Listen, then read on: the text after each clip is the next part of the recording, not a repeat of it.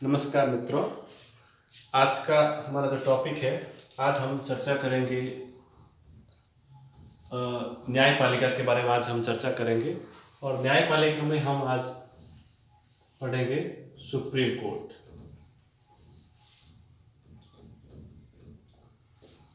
Supreme court या सर्वोच्च न्यायालय की अगर हम बात करते हैं तो भारत के जो संविधान नंबर 124 है, 124 में सर्वोच्च न्यायालय की स्थापना का किया गया है। अगर हम इसके इतिहास की बात करें तो इतिहास में हम देखते हैं तो जो 1773 का जो रेगुलेटिंग एक्ट भारत आया था, तो 1773 के रेगुलेटिंग एक्ट के तहत एक सुप्रीम कोर्ट की स्थापना का इसमें प्रस्ताव दिया गया था।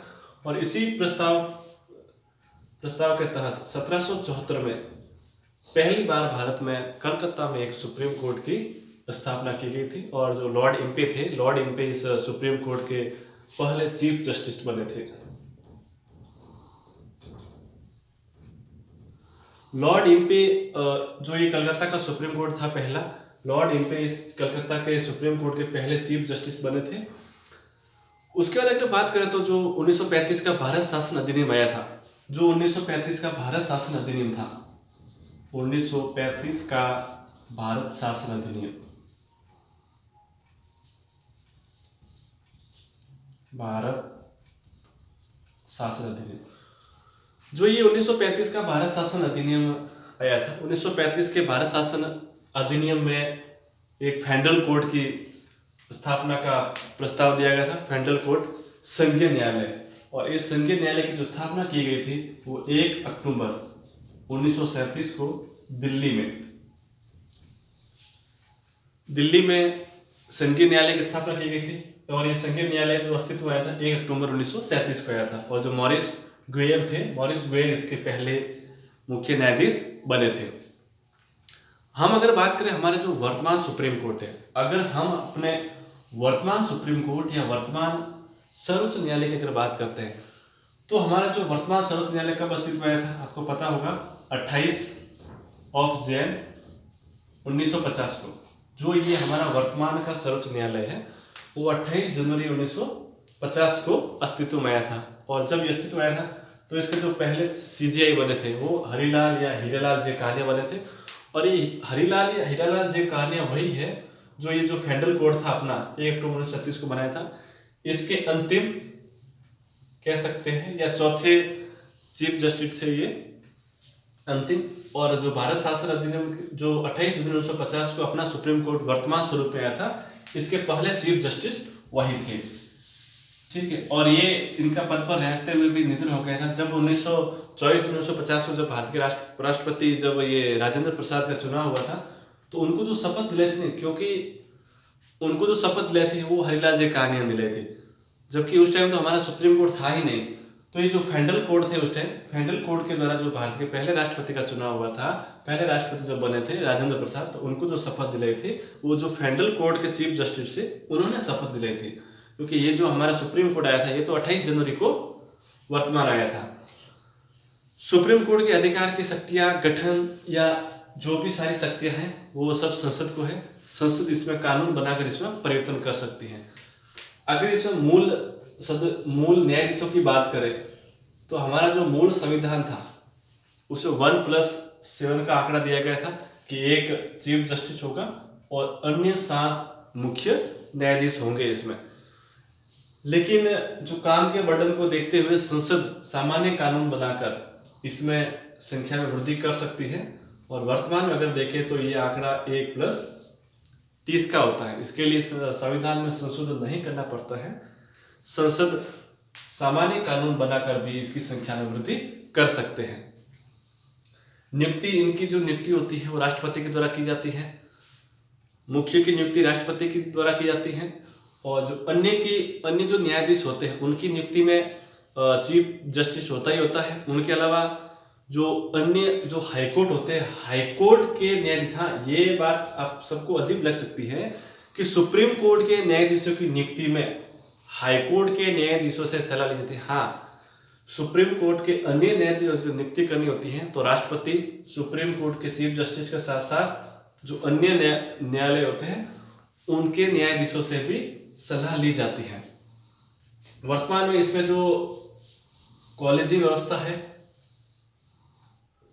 कॉलेजियम व्यवस्था अगर बात करें, कॉलेजियम व्यवस्था में एक चीफ जस्टिस होगा, सीजीआई होगा, और 4 जो इनके वरिष्ठतम होंगे, 4 इनके जो वरिष्ठतम जजेस होंगे वो जजेस होगा। ये पांचों जिस नाम की सिफारिश करेंगे राष्ट्रपति को, वही आगे चलकर सुप्रीम कोर्ट में न्यायाधीश बनते हैं।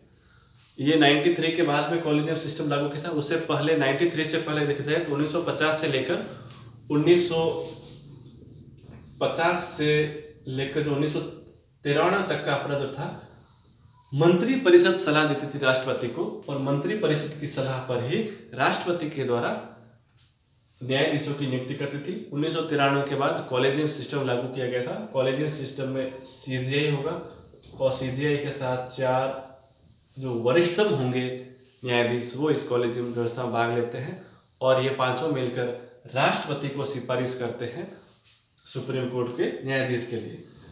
अगर इसमें हम आयु की बात करें तो संविधान में सुप्रीम कोर्ट के न्यायाधीश बनने के लिए न्यूनतम आयु का तो कोई प्रावधान है नहीं। अधिकतम आयु की बात करें तो सुप्रीम कोर्ट में अधिकतम आयु का प्रावधान है 65 वर्ष। सुप्रीम कोर्ट से कार्यकाल पूरा होने के बाद सुप्रीम कोर्ट से जो रिटायरमेंट होते हैं वो भारतीय किसी भी न्यायालय में वकालत नहीं कर सकते। इनके अगर शपथ की बात करें तो जो चीफ जस्टिस होता है, जो मुख्य न्यायाधीश होगा, उनकी जो शपथ है उनको भारत का राष्ट्रपति शपथ दिलाएगा, और जो बाकी जो अन्य न्यायाधीश होते हैं, अन्य न्यायाधीशों को शपथ मुख्य न्यायाधीश सीजीआई के द्वारा मुख्य न्यायाधीशों को शपथ दिलाई जाएगी। और ये जो शपथ लेते हैं संविधान के प्रति निष्ठा की शपथ लेते हैं, संविधान के प्रति निष्ठा की शपथ लेते हैं। मुख्य को राष्ट्रपति के द्वारा शपथ दिलाई जाएगी, और जो अन्य जो बचेंगे उसको सीजीआई के द्वारा शपथ दिलाई जाएगी। ठीक है। इनका कार्यकाल की अगर हम बात करें तो 65 वर्ष तक होता है। न्यूनतम आयु का इसमें कोई इनका उल्लेख नहीं, अधिकतम आयु जो है इनकी 65 वर्ष है। अब अगर चीफ जस्टिस ऑफ इंडिया चाहे तो दिल्ली के अलावा भारत में कहीं पर भी बैठक बुला सकता है। ऐसा हुआ है क्या? ऐसा अभी तक 2 बार हुआ है। एक बार हैदराबाद में हुआ है और एक बार श्रीनगर में हुआ है। हालांकि उसके लिए राष्ट्रपति की पूर्व अनुमति लेनी आवश्यक होती है। राष्ट्रपति की पूर्व अनुमति लेकर जो मुख्य न्यायाधीश होते हैं दिल्ली के अलावा भारत में कहीं पर भी बैठक बुला सकते हैं। अब हम इसके अगर विशेष क्षेत्र की अगर हम बात करें, अगर हम सुप्रीम कोर्ट का जो क्षेत्रों की बात करें तो हम इसे अगर प्राथमिक क्षेत्र की अगर बात करें तो इसका प्राइमरी क्षेत्र में अगर बात करें तो भारत संघ या किसी भी राज्य के मध्य विवाद होगा तो उसकी सुनवाई सीधे सुप्रीम कोर्ट में होगी। एक राज्य का दूसरे राज्य के साथ अगर कोई विवाद होगा तो उनकी सुनवाई सीधे सुप्रीम कोर्ट में होगी। एक या एक से अधिक राज्यों के मध्य भी अगर कोई विवाद है या भारत संघ में कोई विवाद है या संविधान के इंटरप्रिटेशन का कोई मामला है, जहां पर संविधान की व्याख्या से संबंधित कोई मामला है, ऐसे समस्त मामलों की जो सुनवाई होगी वो सुप्रीम कोर्ट में होगी। इसके अलावा अगर राष्ट्रपति और उपराष्ट्रपति के चुनाव की प्रक्रिया को लेकर या चुनाव को लेकर अगर कोई भी सुनवाई होगी तो वो सीधे सुप्रीम कोर्ट में होगी। इसके अलावा जो सुप्रीम कोर्ट है, सुप्रीम कोर्ट को एक परामर्शदात्री संस्था माना गया है। ठीक है। राष्ट्रपति सुप्रीम कोर्ट से किसी प्रकार की परामर्श ले सकता है संविधान के लिए, लेकिन उस परामर्श को मानना या नहीं मानना, अनुच्छेद 143 ये कहता है कि राष्ट्रपति का यह अधिकार या राष्ट्रपति को यह दायित्व है कि वह सुप्रीम कोर्ट से परामर्श ले सकता है विधिक मामलों में, लेकिन उस परामर्श को मानना या नहीं मानना ये राष्ट्रपति का स्वविवेक है। राष्ट्रपति चाहे तो उस परामर्श को मान सकता है, राष्ट्रपति चाहे तो उस परामर्श को नहीं मान सकता है। और अगर हम आगे बात करें तो सुप्रीम कोर्ट की बात करें तो सुप्रीम कोर्ट को एक अभिलेख न्यायालय माना गया है। अभिलेख न्यायालय,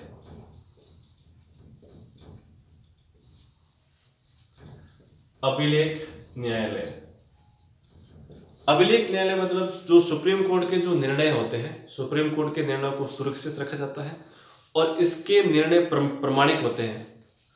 उनके निर्णयों के खिलाफ आप अपील नहीं कर सकते।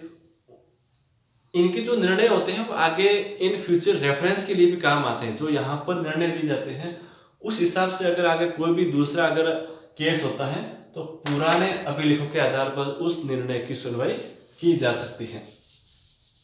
ठीक है। और इसके अलावा अगर हम देखें तो सुप्रीम कोर्ट जो एक अपीलीय न्यायालय है, भारत का सर्वोच्च न्यायालय है अपीलीय में, इसे भारत के किसी भी सुप्रीम कोर्ट के खिलाफ या किसी भी सुप्रीम कोर्ट जो मामले आते हैं उन मामलों में सुनवाई करने का अधिकार होता है। ये भारत का सर्वोच्च अपीलीय न्यायालय है। अगर संविधान के इंटरप्रिटेशन, अगर संविधान में संवैधानिक व्याख्या का अगर कोई प्रश्न है उस पर अगर सुनवाई करनी है तो कम से कम 5 न्यायाधीश की बैठ होनी चाहिए। मतलब सुप्रीम कोर्ट में अगर संविधान की व्याख्या से लेकर अगर कोई भी प्रश्न है तो उसकी अगर सुनवाई करनी है तो कम से कम 5 न्यायाधीशों की बैठक उसमें होनी चाहिए। ठीक है। और अगर हम सुप्रीम कोर्ट की बात करें तो अगर हम महिलाओं की बात करें तो आज तक अगर देखा जाए महिलाओं का रिकॉर्ड तो टोटल 7 महिलाएं सुप्रीम कोर्ट की न्यायाधीश बनी है, लेकिन इसमें एक भी मुख्य न्यायाधीश में कोई भी अभी तक महिला मुख्य न्यायाधीश नहीं बनी है। पहली फातिमा बीवी थी जो हिमाचल प्रदेश के सुप्रीम कोर्ट से थी, वहां से ये बनी थी सुप्रीम कोर्ट की महिला।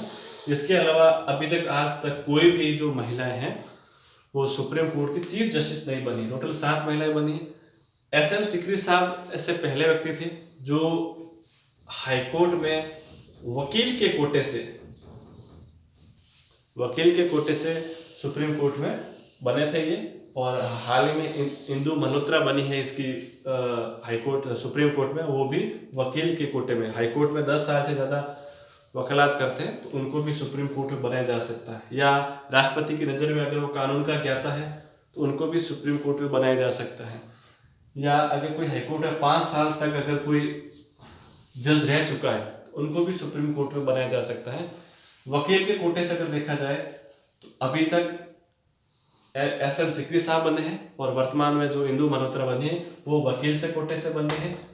बाकी कानून के ज्ञाता, राष्ट्रपति की नज़र में कानून का ज्ञाता, उस कोटे से अभी तक कोई भी इसमें राष्ट्रपति नहीं बने हैं। तो ये हमारा